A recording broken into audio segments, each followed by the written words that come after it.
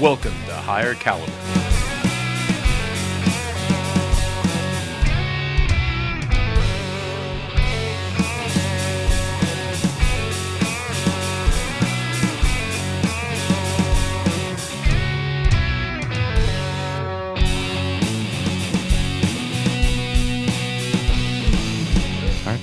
Hey everybody, welcome back to another episode of Higher Caliber Podcast, episode 40. Today we are here with Chris and Holly Troupe from The Boot Life. So welcome, guys. Welcome. We also got Tim here. He's here 75% of the time. I'm on a good hot streak right now with my episodes. He's had 6 episodes in a row. Man, nice. I get a start today. All right, guys, let's get into it. So you founded and operate The Boot Life here in Mansfield, Ohio. Let's get right into the origin story, if you don't mind. So how it all started. Sure. So we looked around and said someone should open a boot store. We were out of town on vacation. We were at a store, and I thought, oh, my word, I would shop here. But Chris is a journeyman toolmaker by trade, went to machine trades at Madison High School. He could tell you about that. He's helping me out. See, he's always helping me. And it was hard to find good work boots. It was good to find an all leather boot in our area. And we just thought, man, someone should really open a boot store. And that ended up being us. Yeah.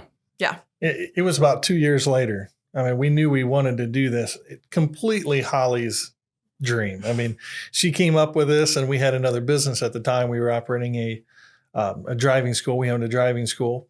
And so, well, we can't do everything. We can't do everything at once. And we ended up selling the driving school. And this was totally her. It was her name. We were driving on the way to Columbus, trying to come up with names, just going to dinner. And she goes, "What about The Boot Life?" Beautiful. Damn. Love it. And it was completely all Holly. So did you have like an infatuation with boots or like a love for boots that made you want to we got to do this? Yeah. I do love people who wear boots. Okay. So we love people who show up every day to run our world. And so I married this guy that I met at 15 at Charles Mill Lake. He was the marina boy, and I lived in Columbus, and we thought we'd probably never see each other again, right? We're old enough that there were no cell phones. We weren't FaceTiming each other. We're just lost. She married the help is what Oh, my comes down to it. So, yeah, I love people who wear boots. But truly, when you have to have something to show up to work in and you can't find it, I mean, that's not just something pretty or it'd be nice to have like a nice tall leather boot for a lady. It's I got to show up to support my family and I need the right boots to do that. So I'm pretty passionate about the people who wear boots. And that's what keeps us going every day. When people come in, we just had a gentleman say to me, we have work boot vouchers through employers where they can send their employees in, and he held it up and he was talking. He didn't even know I was just in the background. He's talking to my team and he says, I can go to any place on this voucher and I come here because you guys talk to me. And I think, wow, what a low bar. But yeah, we love people who wear boots. We're pretty passionate about them. And that's probably the driving force. And so if you need that, you guys fight fires. Is that right? Yeah. Yeah. Sometimes. Side hustle. Yeah. So if you need what you need and you got to go do it and you don't have what you need, that makes it really hard. Right. And so, Chris, how long were you in industry manufacturing? I've been doing it since I was 16. When I first started in a factory back in high school, working part-time and going through an apprenticeship through J Industries here in Mansfield, Ohio. I worked there for 13 years and as a prototype machinist and plant manager and doing different work. I've been in it, for a long time. I'm, 47. I turned 47 this year. So it's been a long time. Our 40s. 31 years in industry, in and around industry. And when you work, in my trade as a tool and die guy, it was 10 hours a day, minimum, 5 on Saturday typically.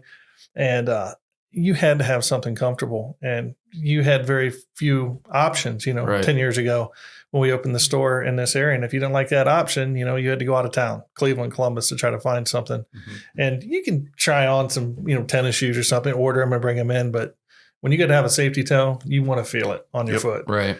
And so that's one of the things we brought in. So work was a big deal for us. And then, the fun stuff like cowboy boots and jeans and all that stuff, doing that. But work was always important to me. I did a lot of hours. My friends did a lot of hours. We wanted something comfortable, and we wanted to support our community so people didn't have to go out of town. So it's been a journey for sure over 10 years, but we've loved it.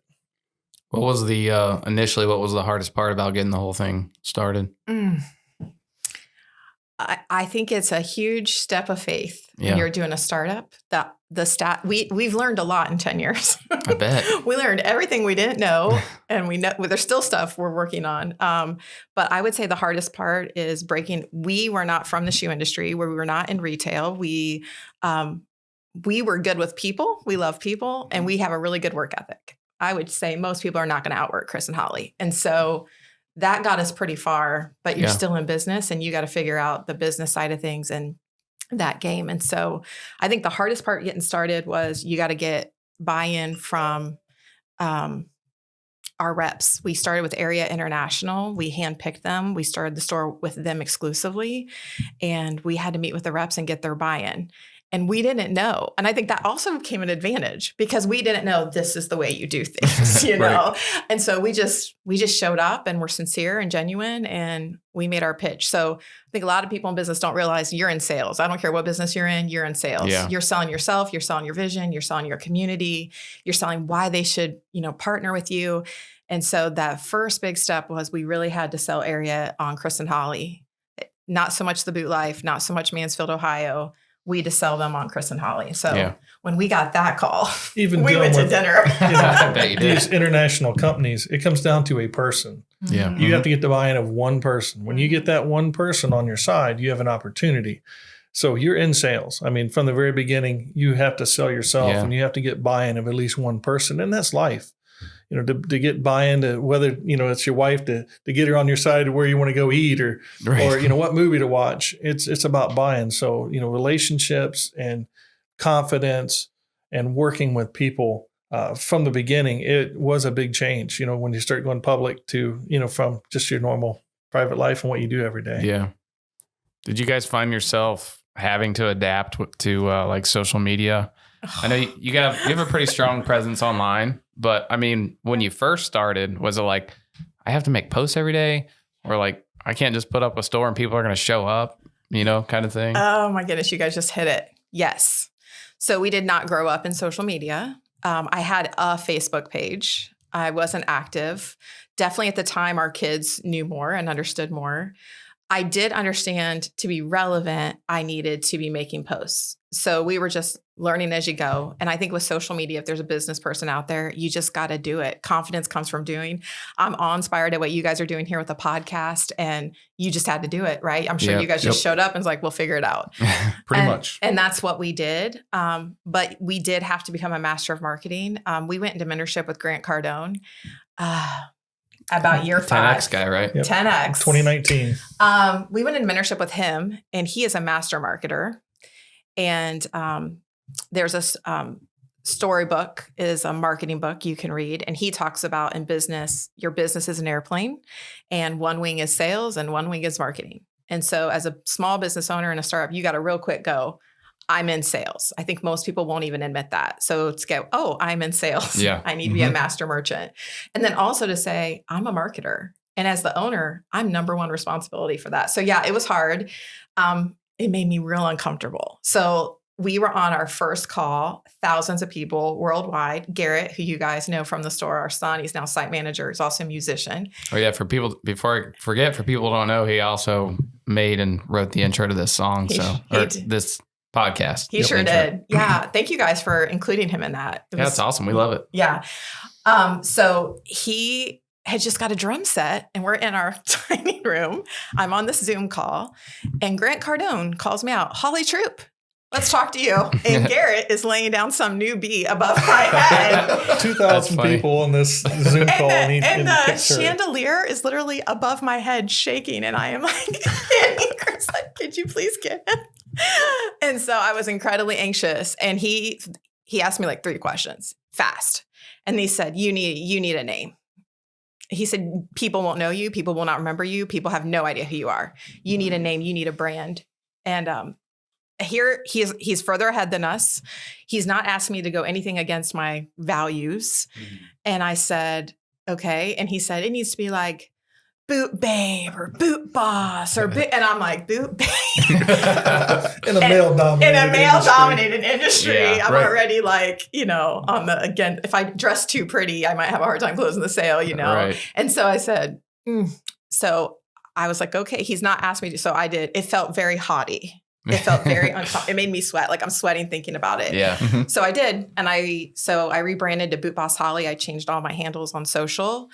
That served me so well. We went to GrowthCon in Vegas and following just a few months. 2020, 12,500 people. February 2020 before the world shut down. Oof. We're walking around this huge, I don't remember where we were. MGM Grand. MGM Grand. Huge. And everywhere I went, they screamed, Boot Boss Holly. That's cool. Like people from all over the world. That's and awesome. so immediately I just leaned into what he was telling me to do. And it immediately helped. And so from that point on, we really leaned into marketing and we're still learning. I was just looking at what's reaching organic, right? And reviewing that. But yeah, you can't do it in this world. If people don't know you, they can't flow you, right? They don't know you. So people have to know who you are, what you stand for. And so I've leaned into that personally and at the Boot Life so that we can meet more people like you guys. Yeah. That's awesome. Yeah. Well, it's interesting too, because you're not just selling things online. So you're not trying to reach people in Brazil. You're a local shop too. So you got to reach maybe the people that aren't looking at their phones too. So how do you do that? I know you guys sponsor a lot of things. You've helped us sponsor things at Fire Ridge. People get out and know you. I mean, it's crazy dynamic. That's something else we also had to learn. And I'm a real big giver. Right, Chris? Chris, what would you always say to me when we first started? I say we have to make money. And when it comes down to it, if we're going to stay in business, we have to make money. He would say, we are not a nonprofit. No charity. I'm bad. Like I love people. And so I had to create some rules. The thing with a startup is that you don't know. Like I remember we first hired people and they were doing things and inside of me, I was like, I don't like that they're doing that. And, but then I realized, we don't have a handbook and I've never told them our expectations. So we were growing so fast. We were just trying to build the boat as we were out at sea, basically. And so with marketing, I quickly was like, okay, we're getting the word out, but I started saying, who's our top persona? Our avatar in marketing words, these big words, but it's basically who's my customer? Yeah. Who shops at the Boot Life? Who appreciates the Boot Life? How can I get them to put their hand up and say, oh, that's me. I like that. And we equally want people to put their head down because if I bring the wrong person in, my team is frustrated because our team loves to help people and they can't help them. And the customer's frustrated because they're not being helped. And so we want to connect. So I started setting up rules for who we would have interaction with. And that goes by our customers or our potential customers' eyes and ears going to be there. Yeah. And sometimes that looks different, so there's that. And then we set up that and we look at a budget. We do look at a budget and I am hardcore about ROI. So in marketing, they'll say, oh, you just need to spend. No, there needs to be return on investment. Yeah. And I'm probably more the mean one now on that. Would you say, Chris? For sure. Garrett says I make men cry. Everybody has a need. I mean, there's a need for everything. And there's times we can have 2 and 3 people a day coming in asking for something, that we can help with. And they're all important. Everything is important. But what they don't understand is there's already been, 6 people in this week and they're number 7. And you have to be able to have limits. And sometimes it seems mean or, that, they just don't care. But in the end of the day, if we can't pay our bills, if we can't pay our employees because we've given everything, that's where we come back. Not being mean, but we have to be fiscally responsible. Sure. And I think a lot of business people, when they get started, they have an idea and it's more of a hobby. It's not really a business. And that's why you see so many, within that first 5 years, 50%, drop within the first 5 years of startups. But people don't realize in the next 5 years, by 10 years, another 50% of that, those businesses will go out of business. So you have to be focused and you got to understand that we have to be responsible for what God has given us. We got to be fiscally responsible for what we're doing for our team, for ourselves, but also for a community. So we can be here for the long term to make sure Sure. we're taking Yeah, care of you all still these want to keep the people, doors these open for these sure. these companies and people that need their boots, whether it's duty boots, cowboy boots. Your boot life is your boot life, whatever you do. But for me, I always focus on the work because that's what's been so important for me since I was 15 and a half and went into machine trades. Yeah. And that's the person you want selling you boots. Yeah.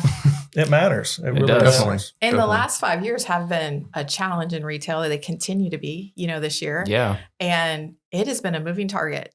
So what worked 5 years ago, 5 months ago, does not work. So we're constantly, I'm a bit of a minimalist. I learned. I don't know if you guys know what that Constantly means. evolving. Like, I'm good. I got one pair of brown boots, one pair of black boots. I don't really need curtains on the windows. Like that's me at my core. I'm not really high maintenance. And so I don't need a lot, I guess. And so that can be a liability in business because I just want to set it and not look at it again. But in business, you have to constantly look at it. And so in marketing, it's never done. It constantly moves. So and then the outside environment is moving. So the target moves. Yeah, you're adapting and overcoming. Yeah. Yeah. How did you guys stay afloat during COVID? I know you hinted at it, but I mean, that had to have been completely brutal for you guys and everybody else. But you're not Amazon. You're right about that. I'd go right from the beginning. You go and then I'll fill in because the world's shutting down. We hear that from an employee of ours that Ohio State is going to shut down for the next 2 weeks. That's never happened in our lifetime. Something like that. We knew it wasn't going to be 2 weeks, so we made a decision right away that we have to cut. We had to cut. We had never sent somebody home early because we were slow. Yeah. Never laid somebody off, never sent somebody home early, never cut hours. And we had to lay off everybody besides our family. We were working. So we went to minimum and we had to make a hard decision fast. And that's a hard thing to do when you're doing something like that. You have to make the hard decisions to stay alive. You got to cut off the arm to save the body if that's what it is. And that was the hardest thing we ever had to do. And to see, us make that decision and my wife, crying, saying we're going to affect these people's lives. We have to lay them off. That is not an easy thing to do. And people think, those business owners, they got it made. Those are the decisions that, make your stomach hurt and give you ulcers because, it's a tough decision because they're people. Right. And you guys are small enough that your employees aren't just numbers. Like, these people, their names, their families. They're depending on their car payment for us. Sure. Yeah.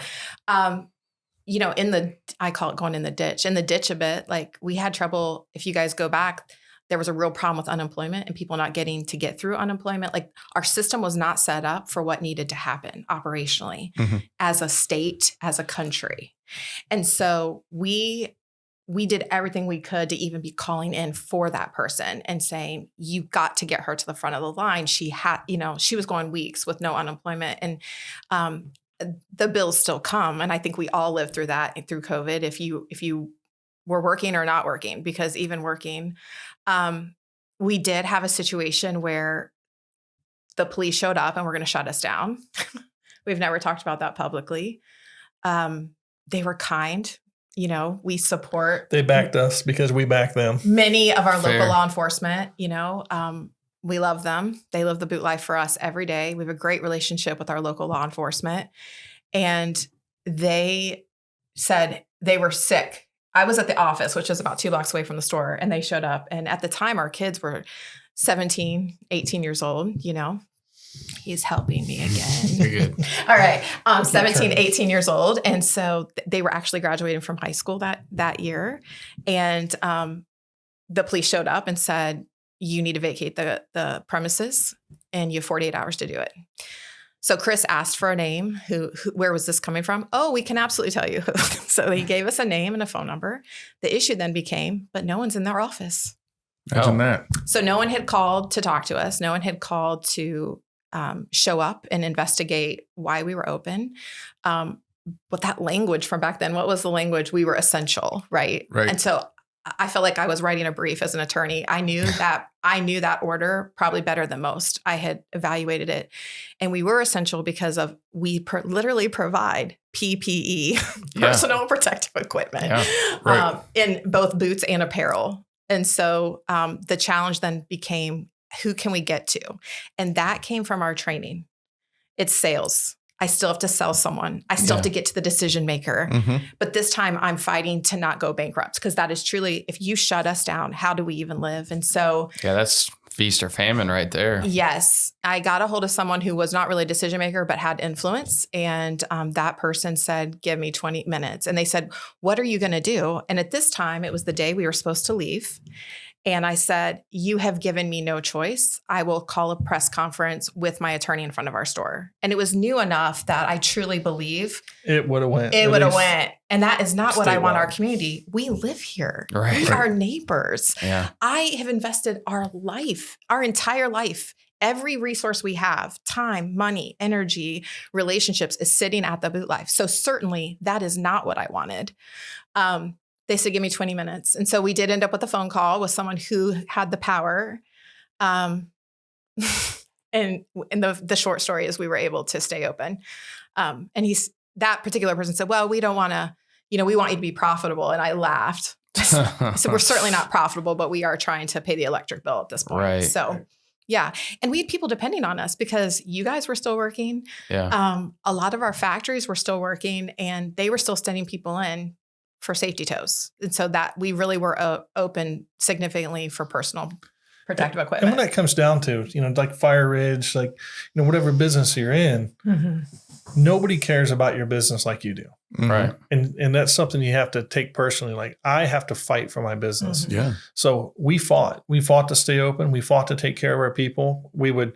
There's people that would call in, we would take payment and literally take their boots out to the curb if that's what they wanted. And we went through everything we could do to stay open and to take care of our customers, but nobody cares like you do. You have to fight. You got to be your own advocate in everything you do. 13 businesses closed in our downtown area around us, between restaurants and stores closed that never reopened during that time. But we were able to stay open because we fought. And we're thankful that, I'm telling you, it's important to know your local politicians, to be in contact with them, because they really can help. They can back you up.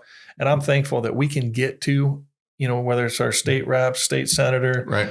our just our local, from the city council to commissioners. I mean, they're very approachable. It's good to know them, to be able to help them, and for them to help you, because it truly is a community situation that can go even statewide, or in this case, national. I got to know who Troy Balderson was and his team, and different people, even on a federal level.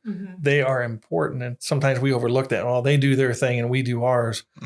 When you need something and, something's going on, it's good to have people you can call and seek for help. Yeah. And especially if the office isn't open, what do you do? Right. Yeah. Just sit till the next day and have the police haul your kids out. I mean, no one wants that situation. So I would say we fought to stay open.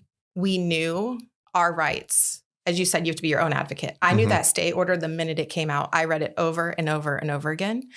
We prayed a lot, you guys. Yeah. God is so faithful. He has been so good to us. And I have to say that he has been faithful. Our customers who live the Boot Life are incredibly kind and gracious, and they would just show up. They would just stop by. Other business owners, they knew we were, it was a random Tuesday, and they would just come by and go, let me get a couple pairs of jeans. And they were doing it because they cared about us. Yeah. Yeah. And those That's are people awesome. you That's always nice to remember hear. their faces and their names. Like, they were there in those down times to help. Yeah.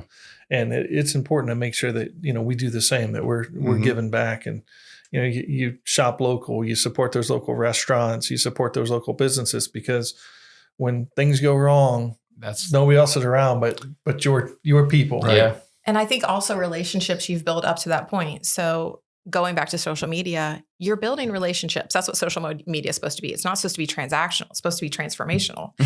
And so building these relationships up until that point, the vendors that leaned in.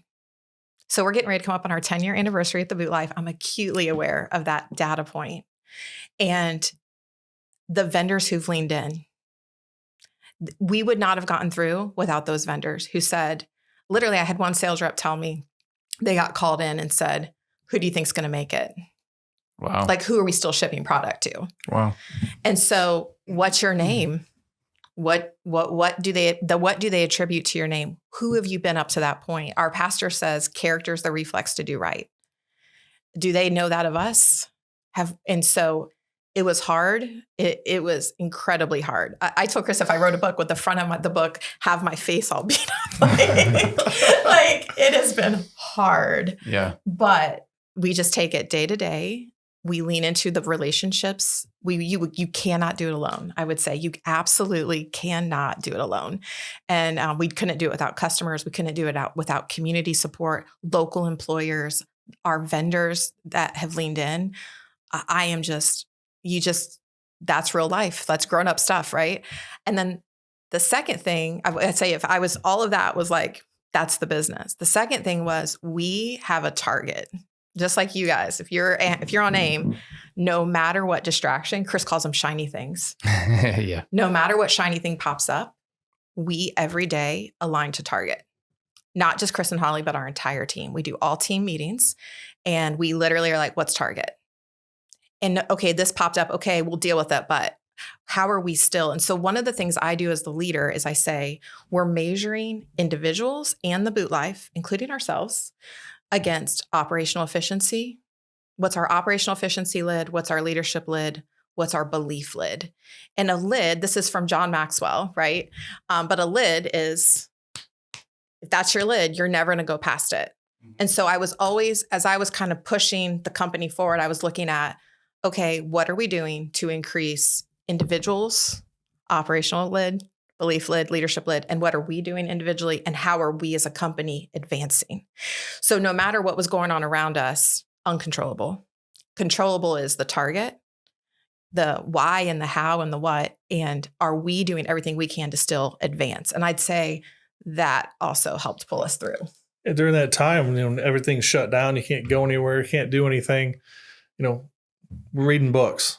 We're reading books, we're talking, we're setting goals, we're planning ahead when we come through this. We're already working ahead.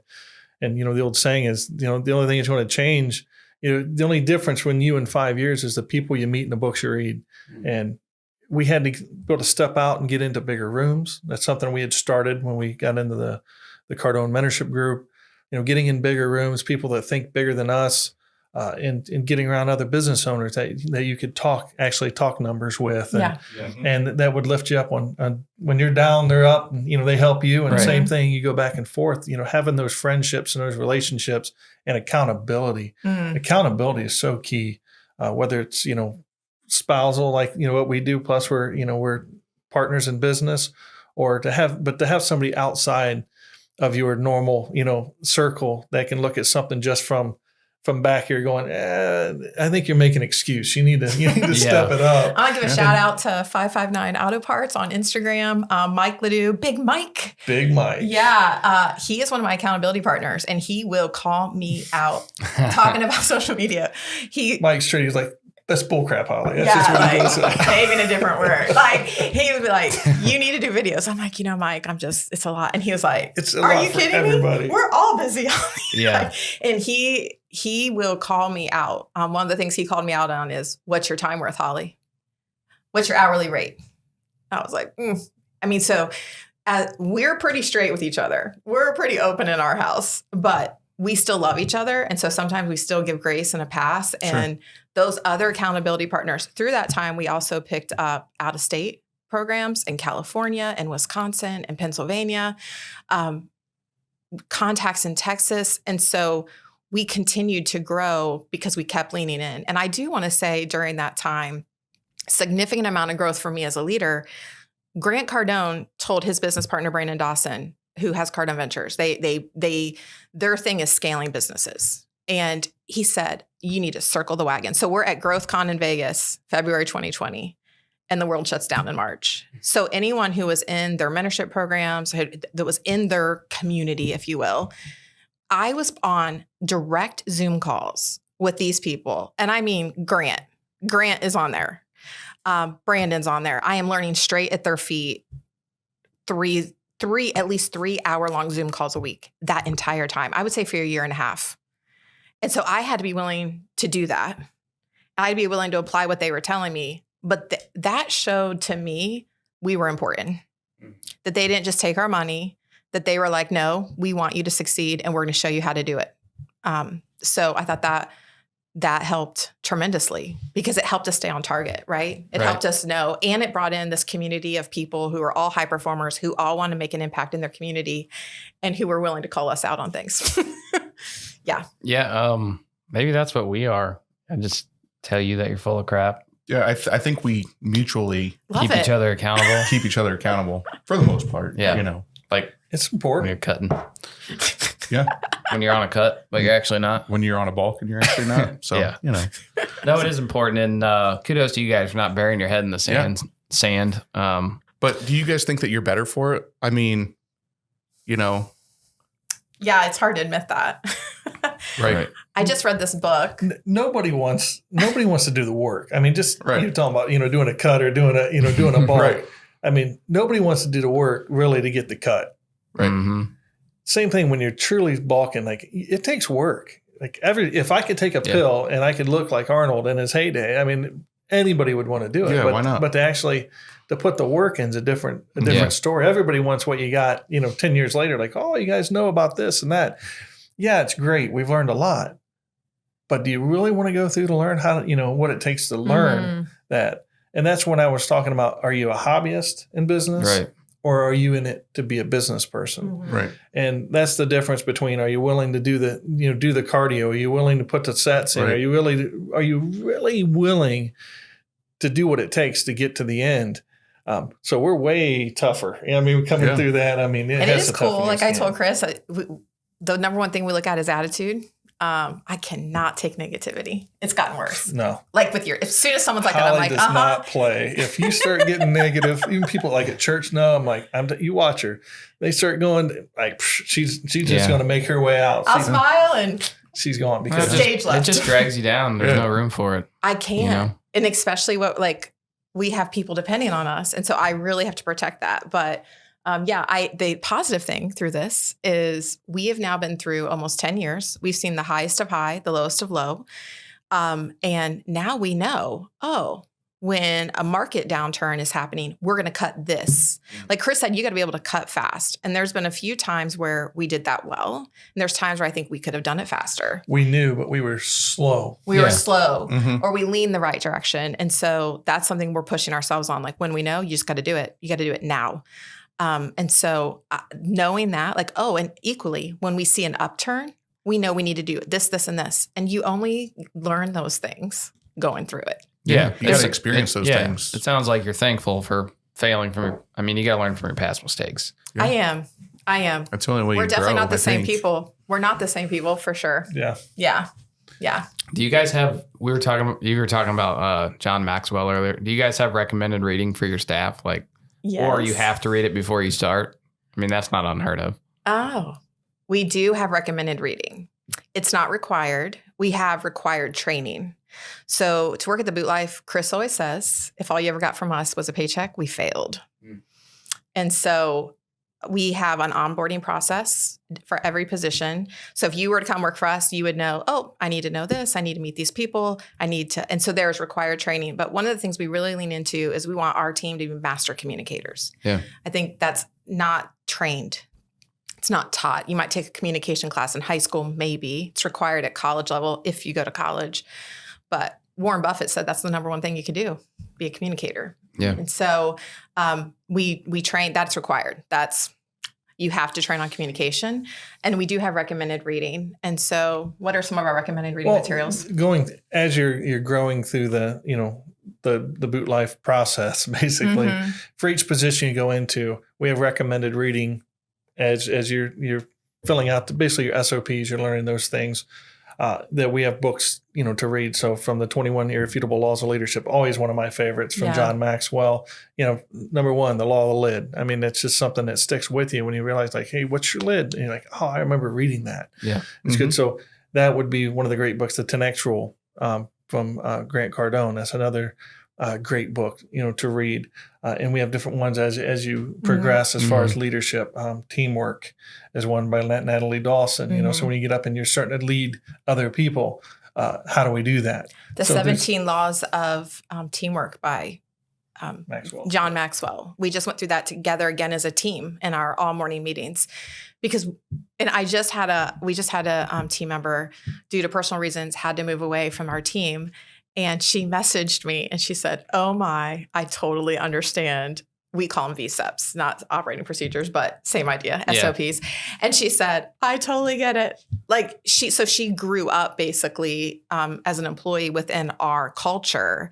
And now she stepped out into another world. And I really encouraged her. I said, you're just expanding your network. You're getting paid to meet new people, learn new things. And I'm confident at some point our paths will cross again. And she agreed. But yeah, so recommended reading, it really depends on the level of where they're at. Right. For me, Jim Collins, he's excellent.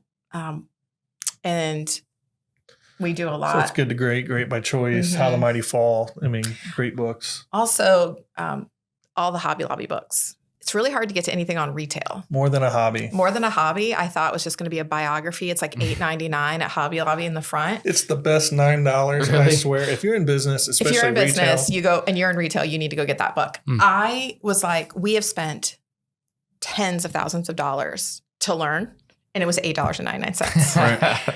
And little nugget just floating out there. I sat down, I started reading in the couch, and I was like, stop.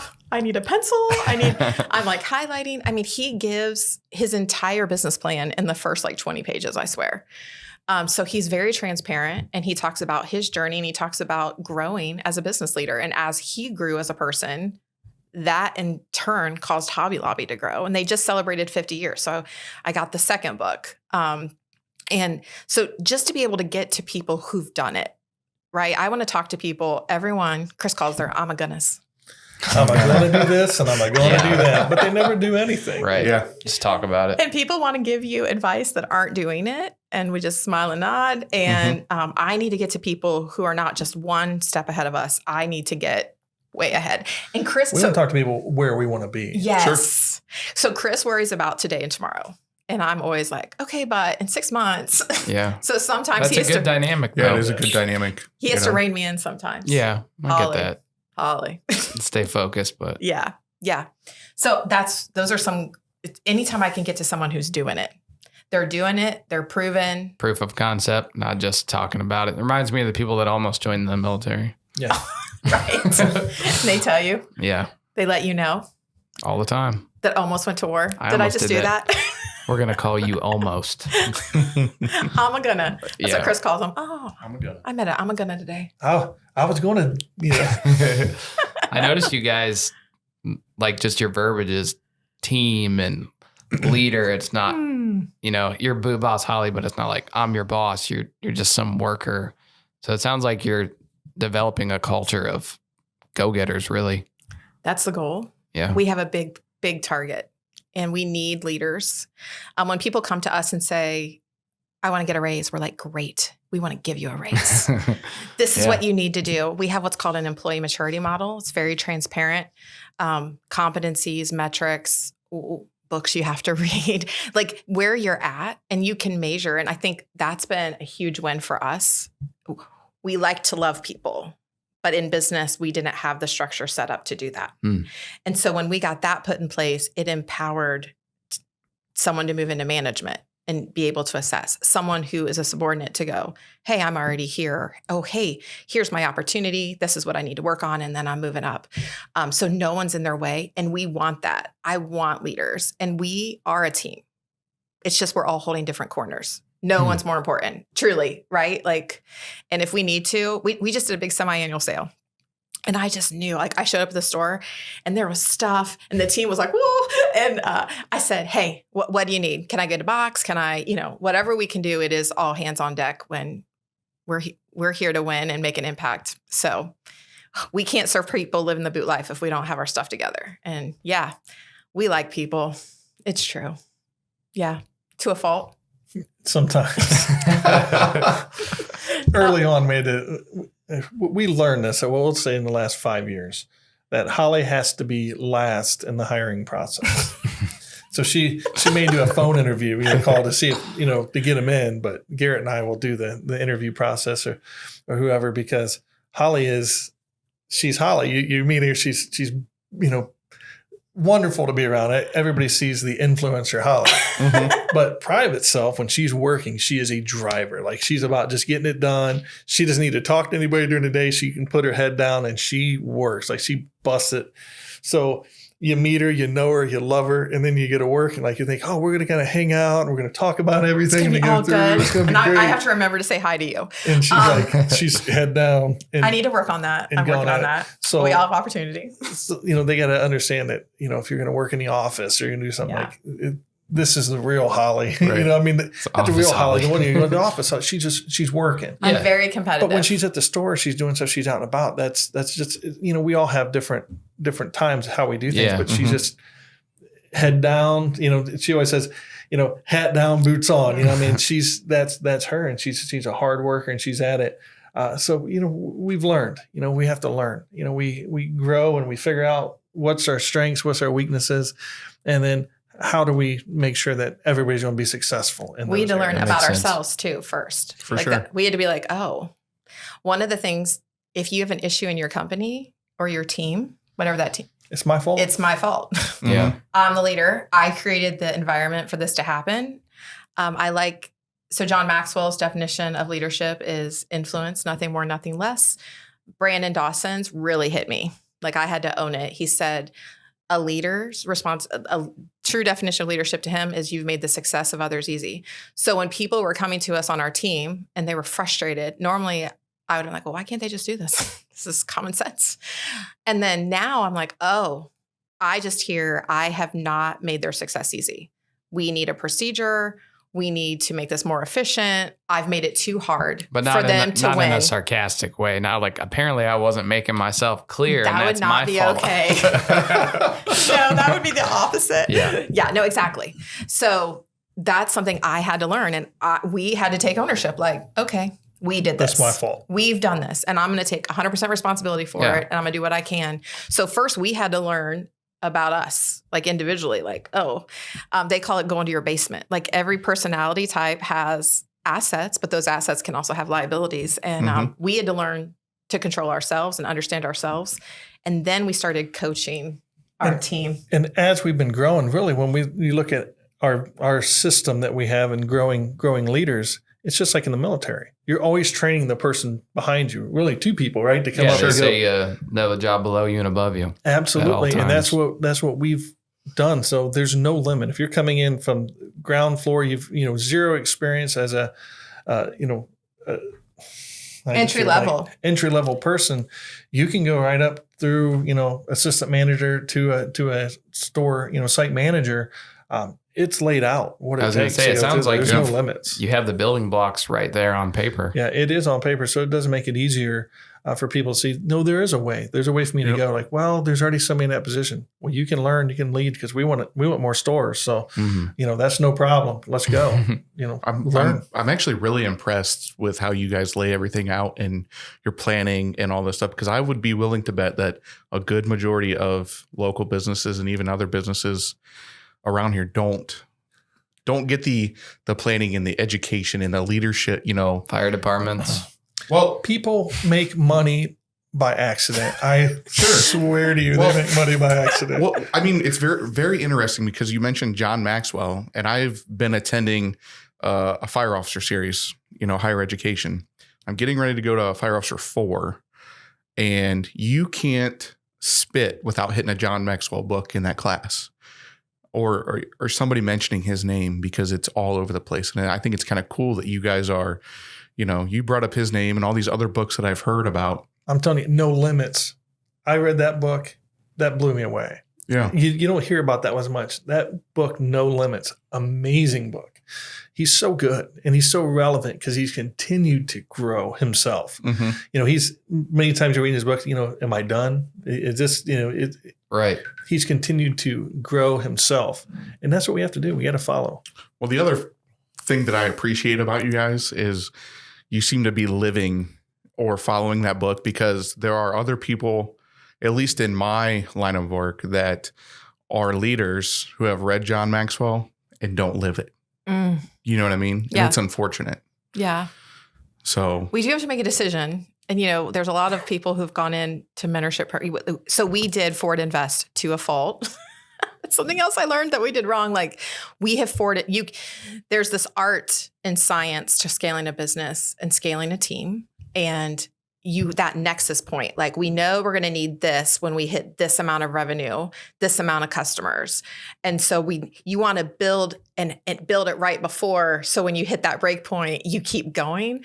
And I didn't understand that at the beginning. So I was really overbuilding for what we had. And we did forward invest a lot. You spend a lot of money building a foundation for an 8-story building when you're still a ranch.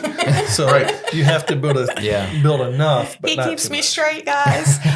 So in any case, but to that point, we saw a lot of people investing money, time, and not applying. And to me, Chris and I were like, well, so we just try to take 1 to 3 things. You can't do more. Like, okay, I just took this class or I just took this book. What's 1 to 3 things we can apply right now? Like immediately top of mind, if you look at what you're doing, you'd be like, okay, we could do this better on the podcast, or we could do this better at work.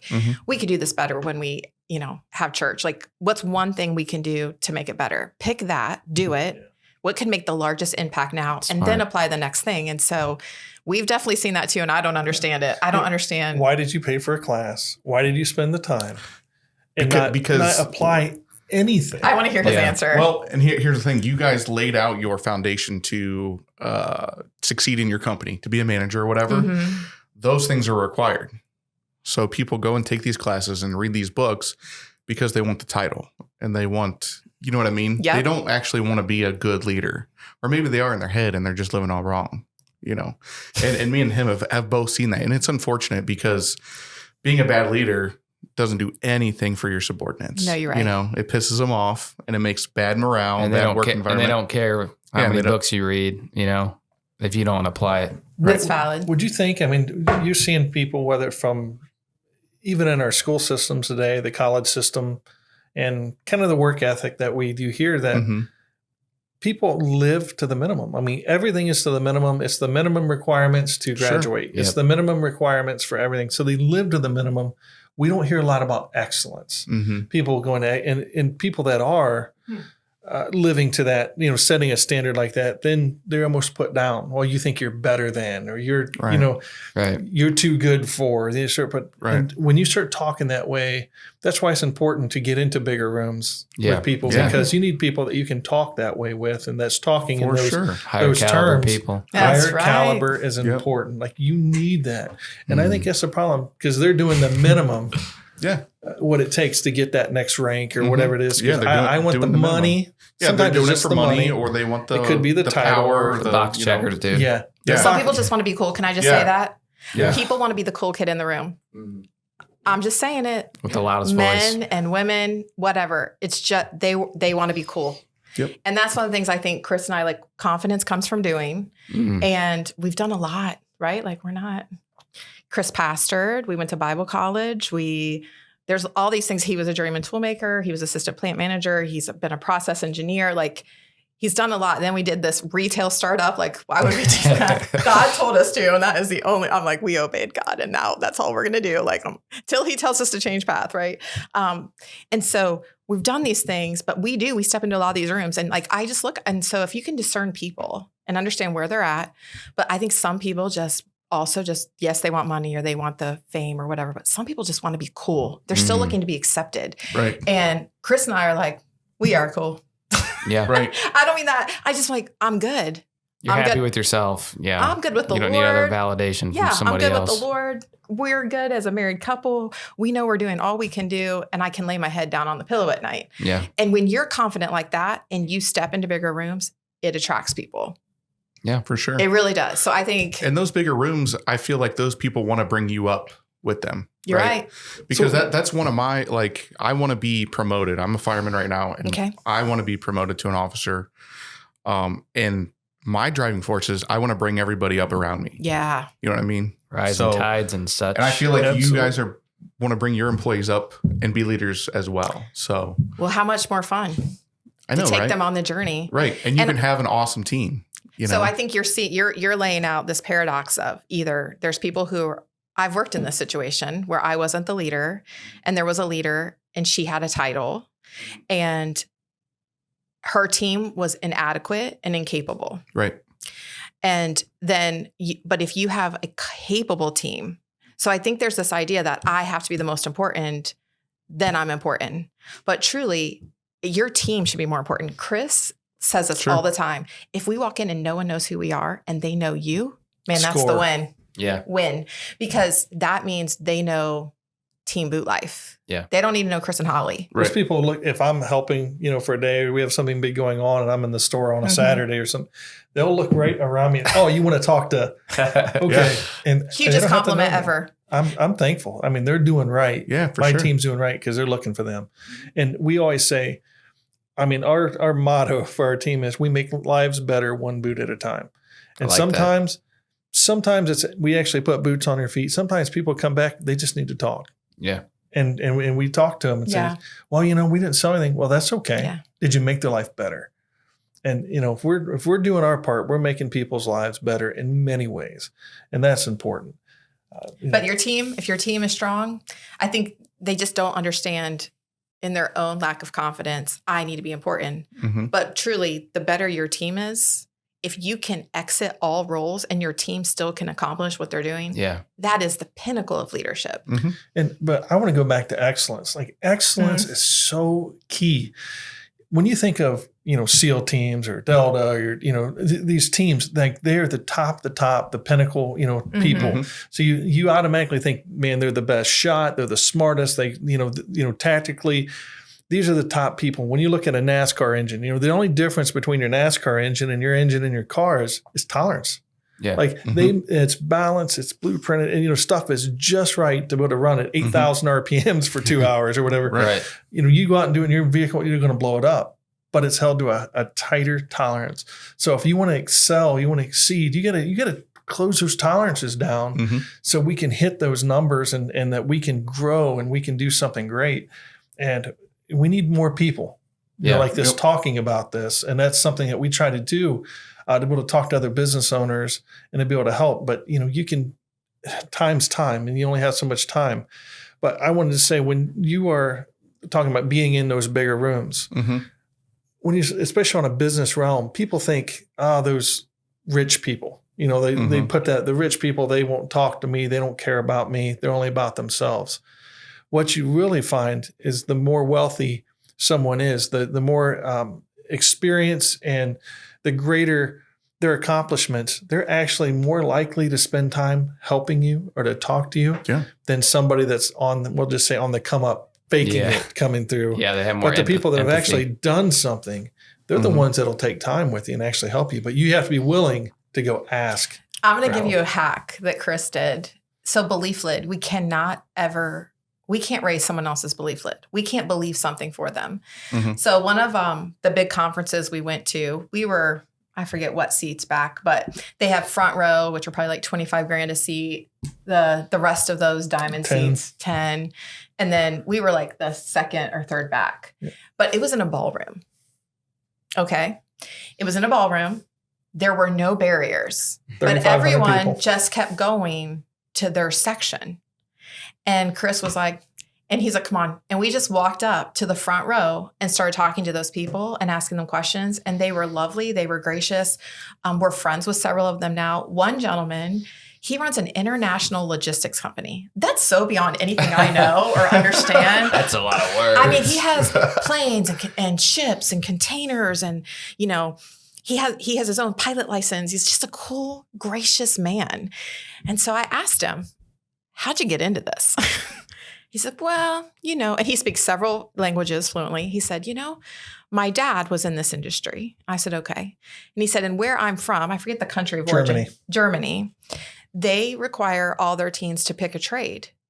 He went through trade school, y'all. He lives the boot life. I was like, of course. So of course he did. And he went. said, I went through trade school in high school, and that's how I started my business.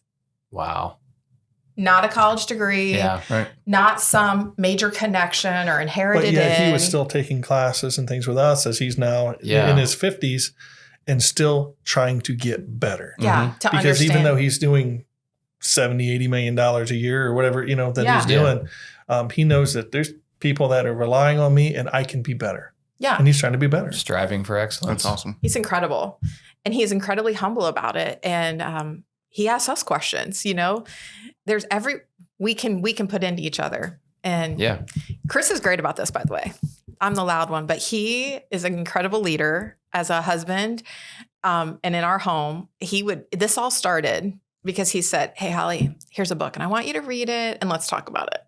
Because we were frustrated. We were doing. First book, Rich Dad, Poor Dad. Yeah. What's that, guys? Robert Kiyosaki. Yeah. So this came about I read because that. we did everything you're supposed to do. We went to school. I graduated 7th in my class. I went to AU for honors. We got married.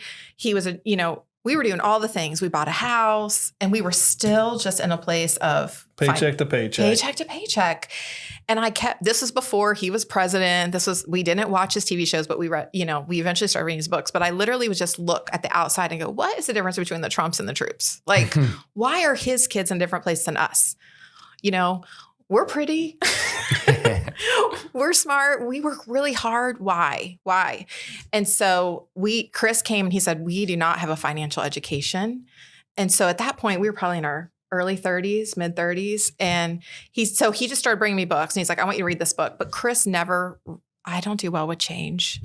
You could tell him we're moving and he'd be like, okay, he'd start packing boxes.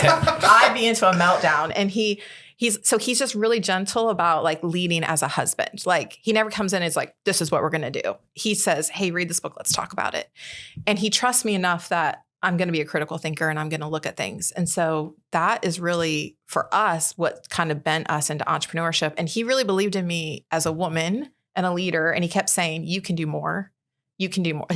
He saw in me before I saw it in myself. Like, and now like business is like sport to me. Like I love business. I love it. But he pulled that through. And so first we had to understand money, like the game of money. Yeah. And as soon as I read Cash Flow Quadrant, Cash Flow was my favorite. He loved Rich Dad, Poor Dad. I was like, oh, I get it. We're playing it all wrong. Yeah. And then we started that. That's how we ended up with the driving school. We taught teenagers to drive. And Almost that really 4 years. That taught me a lot about momentum and cash flow because this week's classes of kids were paying for the next one's gas in the car, as you're driving. Like it was a practical learning lesson. And so I have to say though, Chris, like he really is a husband. He never just comes in and says, this is what we're doing. He comes in with a soft hand and Sounds like Jedi mind tricks to me. Maybe. He like pulls me along like, come on, Holly, let's go. Yeah. We were able to change our kids' lives as well because, words matter. There's things that words that we don't use. We don't use cheap. We don't use expensive. It's a higher price point, lower price point. Mm-hmm. Yeah. We didn't say we couldn't afford something. We stopped that immediately as a parent. We said, if Garrett came to us or one of the girls, if they came to us but Garrett's always, crazy off the chart, got some idea. So he'd say, he was young and what's that reverb? He wanted to make his own reverb store. And I'm like, Garrett, this is online and there could be some creepers. He's like, oh no, Mom, I did all the research. He gives me the full pitch and so he was able to start kind of doing his own little side hustle on reverb so he could trade up equipment. So we never told him, no, we can't afford that or no, not right now. Once we read those books, we changed it to, great. How do you think how could you get there? And so that word, even through COVID in the last 4 years in this crazy retail world we've lived in, we say, how can we? Yeah. And that opens up your problem solving. Okay, how can we? No is not an option. So how can we? And there wasn't a lot we could change. We were in a mortgage. We had done everything they had said to do, right? Like middle class. And we were like, okay, well, we can't just immediately, we're still course correcting. We're still in the middle. We're on the backside of the course correct, but we could change it for our kids. And so that would probably be a great follow-up with you guys and Garrett and be like, okay, from your side of it, what was it like? Yeah. We started homeschooling. That was crazy. Homeschooling this first year of a startup in an industry you've never done. Crazy. I wouldn't recommend that necessarily, but we did it. We got through. We started. Well. Yeah. And we tweaked so they wouldn't have to make those mistakes. And our goal, again, have a goal, have a target. Our target, we got real specific on what we want our kids to have by the time they hit 18. Yeah. What do we want for them? I want them to be able to choose any path. I want them to be ahead of their peers. I'm not going to apologize for that. In this world, you have time. Is a resource you can't get back. And so if you can pull that target forward for your young people and say, okay, you're going into the world and you're going to be ahead. Yeah. So we started all the education we were taking, we were pouring it into them. I remember we were looking at rentals. I thought we were going into real estate, but that didn't happen. So we were looking at rentals. There's still time. Yeah, I know. We were looking at that. And do you remember that story with Garrett was so frustrated? He came to us and said, Mom or Dad, Why are we poor? Why are we poor?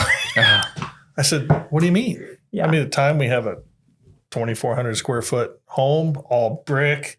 Like, it's a nice place, in It town. was Mansfield City, 2.5 car detached garage, all brick, like big driveway. Like, it was nice. I think it was the American dream, like everybody wanted, right? Yeah.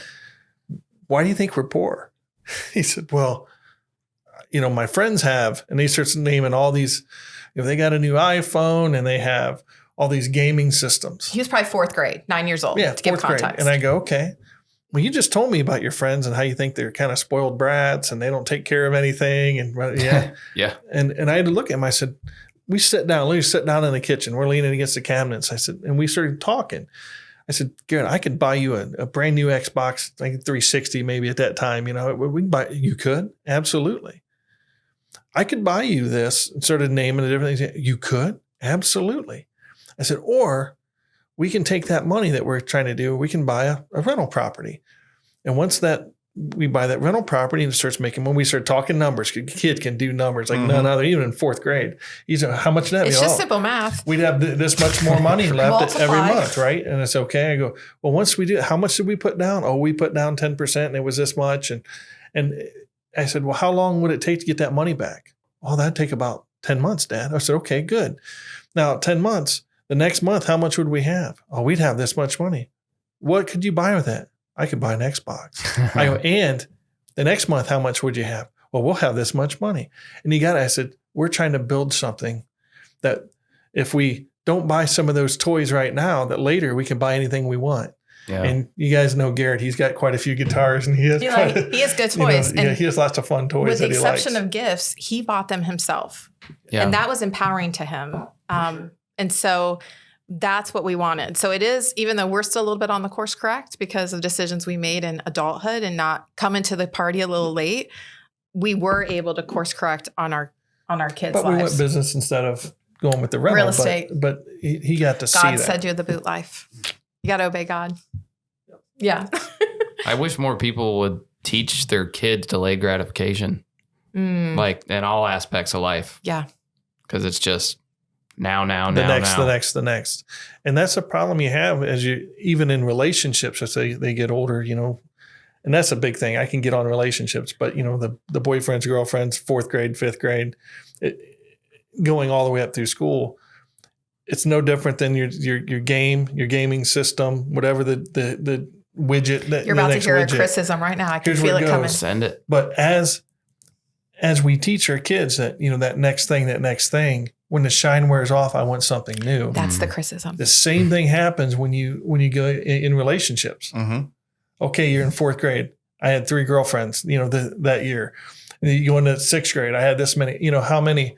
And we actually talked about that a little bit, one other time. That was another kitchen conversation when you wanted a girlfriend. I go, now you're 19 and you're ready to get married, somebody, and you meet her and she's the one and you say, you want to get married.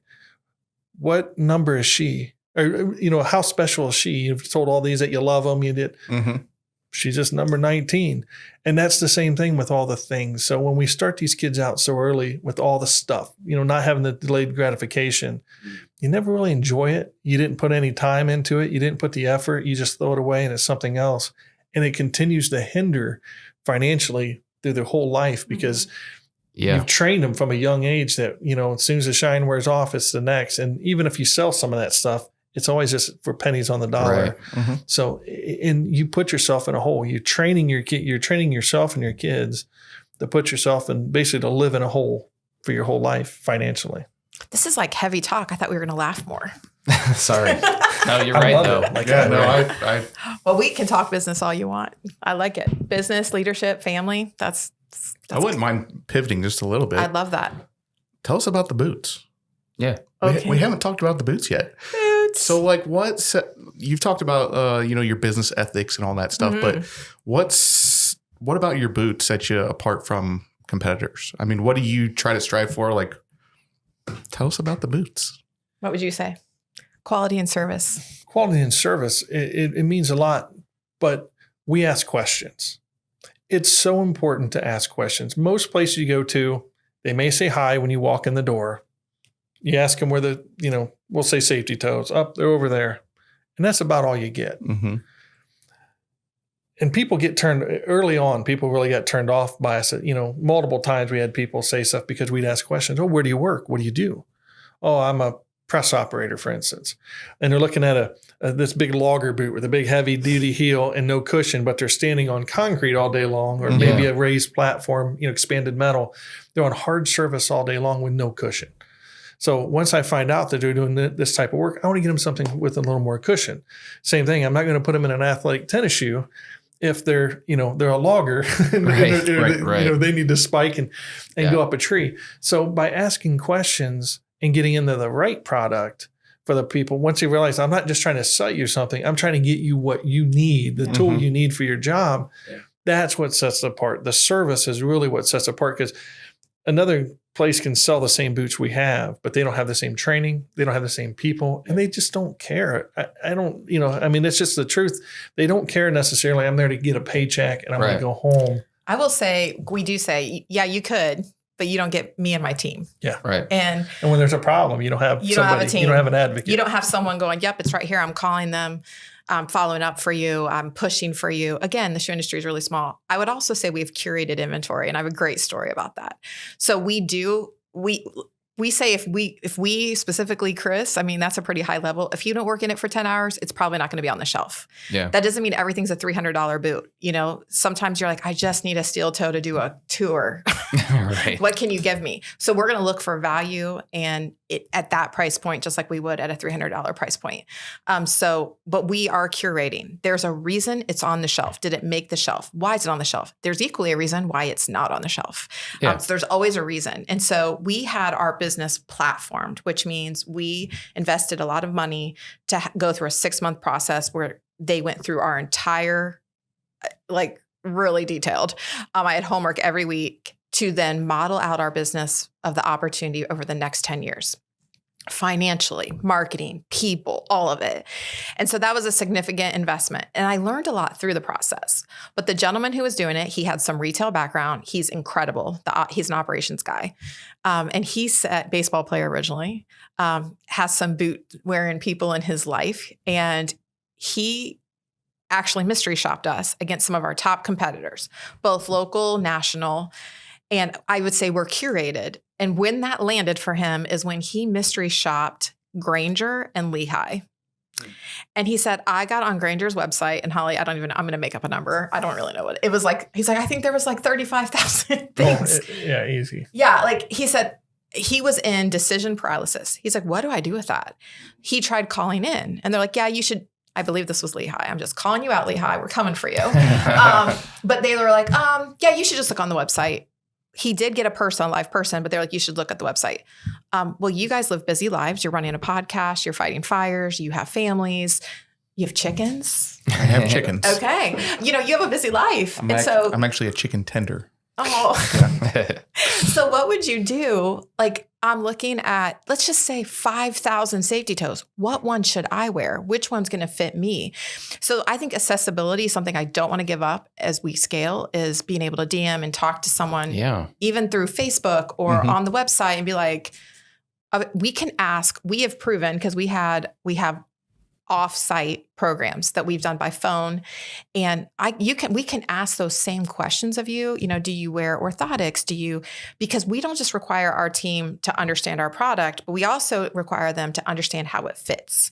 So some brands run really wide, and you may not need that wide. Yeah. Garrett convinced me the other day I was like a size and a half down on a cowboy boot. I guess I am. So they make them bigger. Boots, especially they run bigger compared to tennis shoes. Yeah. If you say I wear Nikes, we're like, we're sizing you different. They size different. So, and that's just tooling. Boots are made just like anything else in manufacturing. So every vendor or brand has their own tooling. They call them last, and each style has their own last. And that's, so if it's a different shape or a different look, they build the shoe off that last. And so they're not as consistent as you would think. they're close-ish. They're Yeah. ish, Mhm. but yeah. So I would say quality and service sets us apart, and then a curated inventory, and then accessibility, that you can get to someone and ask them questions. I'm not an online shopper because I am a toucher feeler. I want to know, like Chris said, you're putting on a steel toe. You want to know, is it hitting it? Yeah. Am I hitting in the right place? Yeah. And so, yeah, 10 hours is no joke, people. I'm telling you, when you're on your feet. Right. Mhm. it's serious.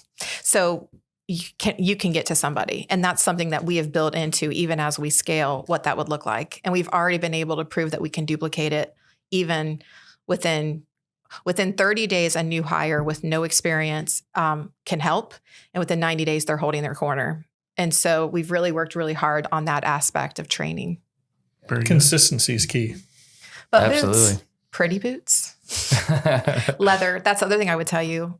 We only bring in leather boots. We just can't. There's people. One of the funnier Oh, man. questions I had, I just got to share. I don't Somebody know where came this in. is going. They were a welder. Young lady, she's a welder. She goes, I'm looking for vegan welding boots. Okay. Well, vegan pretty much means it's not leather. Right. And that's just not good. When Yeah. you're talking, basically liquid metal, Yeah. Wow. coming off. It would melt. It would melt anything coming through. And, leather is important, to have true leather, and all leather. You'll have boots that are leather foot maybe, and with a polyurethane, say PU upper, materials stretch at different rates. Mhm. So, the leather you're flexing on a cowboy boot, or it could even be a work boot. And, they use a different material. A lot of times it will rip out at that seam because they stretch at different rates and they just don't hold up. And that's where you usually see a failure.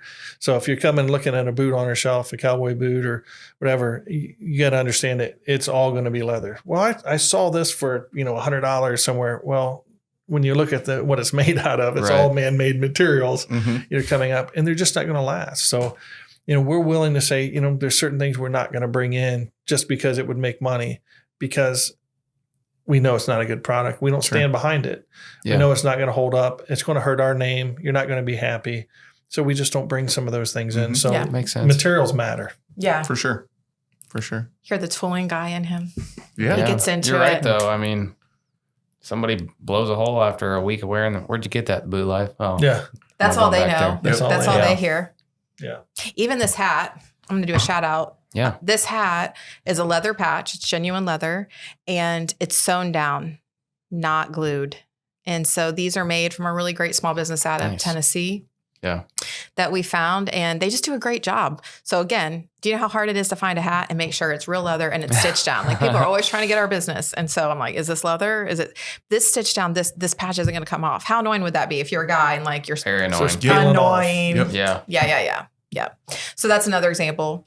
And that goes back to just what Doesn't matter. Like, you can make money off of things. Mhm. Right. It's just money. Yeah. Yep. But do you That- believe in it? That would break mission. Is it any good? Yeah. Right. Mission is, did we help make lives better one boot at a time? And if what we're giving you, we can't stand behind, we wouldn't wear it. It would break mission. And so again, it goes back to, why are we doing what we're doing? The what is not near as important as the why. Yeah. We love our country. We love our community. We Mhm. love we call them our people. If you come to the Yeah. boot life, the boot lifers, like, those are our people. Sure. Yeah. And, if you care, even when the curation part is, you said, you're bringing things in that's worth having, or we just don't bring it in. Yeah. I like that. What are your future plans? Like, where do you see the boot life in 5-10 years? Or where do you want to see it? Well, I'm day to day. Go ahead. Hannah. Oh yeah. Yeah. I need the I was like, what's the safe answer here, Chris? Did you see me looking for permission a little bit there? Go get it. Okay. Well, we're definitely going to be multiple locations. We're looking at a location right now. If you have a business and have no exit plan, we'd love to talk to you. Chris and Holly want to own multiple businesses. Chris's dream is to provide quality jobs and have great work environments with great culture. And so we're looking at multiple opportunities The boot life specifically, I want to completely dominate the Midwest. I want Ohio on lock. I want them to be like, oh, you can't go there. The boot life's there. Yeah. This big, huge store moved in during 2020, just a few miles down from us. And I'm telling you, like, I just want the person who made that decision to get fired. There, I said it Like, you should have known they were there. I want them to be like, oh, we should have never looked past them. So, it's a big box store. I don't begrudge them, but they came in and they looked past us. And I want them to make no mistake. You should not look past Team Boot Life and the local people who support them and love them. And They're giving it a little extra fire. Oh, yeah. Yeah, it does give me fuel. Because they either come in and they'll buy out someone if they think, oh, they're significant, or they will. So that told me I have to take responsibility. We weren't significant enough at the time. We made some missteps perhaps. And so I had to own that. But our goal is to add stores and acquire those in local markets. So many small businesses, as you were talking about, they didn't put in the marketing. They don't have any systems. I talked to one store and I was like, well, what are your positions like? And they're like, oh, we don't have positions. There's no job titles. So imagine working in that environment. You don't know who you are. Yeah. You don't know what you're expected to do. So if you there's probably don't have any room for advancement. Yeah. Right. So you're going to keep burning through people. And so, I don't want that. I want people. I want to do life with good people. Life is too short to not do life with good people. And so we're looking for those right now, for those stores that are like, you know what? We don't have an exit strategy. We're ready to tap. I'm not ready to go around this. My kids don't want it. Yeah, my kids don't want it. I don't want to go on this merry-go-round one more time. Right. And so we're like, okay, great. So if that's that kind of store, they have market share. They have incredible people. We have a proven system to attract, align, and retain people. We have a proven system to serve our customers. We have a proven system on marketing. So if we could come in and just drop our system in, that's what we're looking for. Our vision statement, they say your vision statement should be way outside where you're at. It makes Chris nervous. But, it is significant. And we want to, the first step is Mansfield, Ohio, dominate Ohio, and all of the Midwest. And I would say those states, we've even looked at, we have several voucher programs in Wisconsin. We've even looked as far as Wisconsin, adding stores there. So that's our immediate, I got to look at where we're at right now. And that's one of the things I've been disciplining myself on. So that's where we're at. We want to dominate the Midwest as the Boot Life. That is something different for the Boot Life too, is we're not a Western apparel store. We do sell cowboy boots and we do sell Ariat jeans, but we're Midwesterners. And, that is who we are. And we have Midwestern values and we want to lean into that. And so I think that's where we need to be. The Boot Life needs to dominate the Midwest. And the person who made that decision, I want them to be like, who made this decision?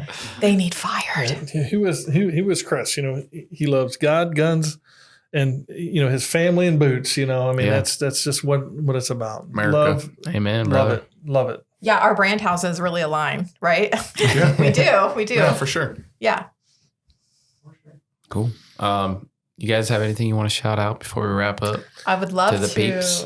Our 10-year coming up. Yeah. We got to talk about that. Yeah. So October 5th, 2024 is a Saturday. We're going to celebrate our 10-year anniversary that day. Cool. And we are going to have John the Machine Davison. Oh, sweet. I know. John I think you guys need to be there. Yeah, okay? I'd like to we got to meet him in the flesh. Yeah. In person. So we're going to have some cool t-shirts. He's going to be doing a meet and greet. He's going to autograph.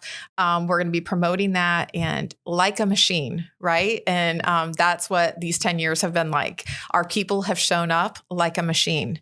That's what we're taking away for 10 years. And so, just a little more about John. John is the middleweight champion for undisputed, Power Slap. Continues to be. Yeah. And he is repping your boots. Absolutely. Every time. Did you actually see him? Hold on. He's with Power Slap, you guys. So he's the Power Slap, undisputed middleweight champion. He was a Marine. You need to go back and watch the episode he was on that you guys interviewed him. He was a Marine. He was a farmer. He's a welder. He lives the boot life. And one of the things that just I love about him is that he actually was in a bad place. And he came home to dinner. He shared the story with us. He goes, I came home at dinner. I'm eating dinner. My wife's telling me she doesn't feel comfortable with the kids going outside. And so he said, I told her, I'm getting a second job and I'm going to work 2 full-time jobs until we're out of here. Man, what a man. Yeah. Like he just showed up and he did it tired. He did it hurting. And so mad props to him, but his wife said, okay. Like she had to be okay with that too. Yeah. And so them as a team, I just love them. They epitomize the boot life and they're from Ohio. Absolutely. And so, big things are coming for John. I know they are. And we're excited to have him in to help celebrate our 10-year. But I love it, John. They're allowed to choose whatever shoes they wear. Yeah. And he wore Ostrich. full ostrich up Yeah. there in one, and they kept talking about the boots and stuff. It was so awesome to see him up there. Like, man, seeing Michael Bisping, former UFC They kept champion, talk zooming in about on it. his boots. I was Yeah. like, that's I'm like, right. oh, yeah. That's right. Then somebody else copied him afterwards, but he was the first one to do it. Yeah, it was good. I don't know. He's Yeah, pretty I love good. it.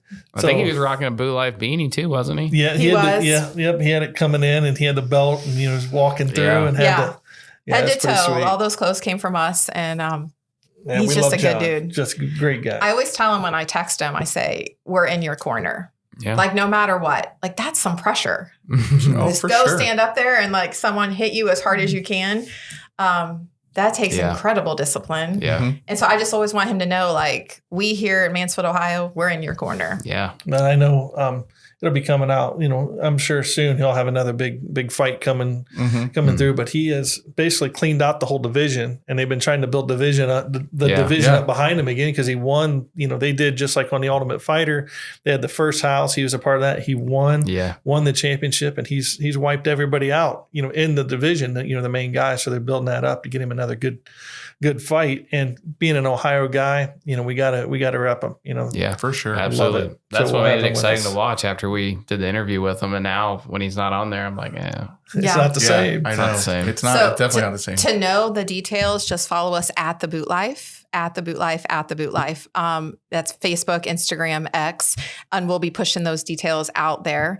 And then you could follow me at Boot Boss Holly on Instagram or Facebook too. I'll put details out there, but yeah, we're excited for that October 5th. Yeah. You guys come hang out with us. Definitely. Are you doing you're not putting are you making an event for it? Because Yeah, will. I can put that on the I would love on the that. show Appreciate notes that. and everything to I make it would love easier that. for people. Yeah, I would love that.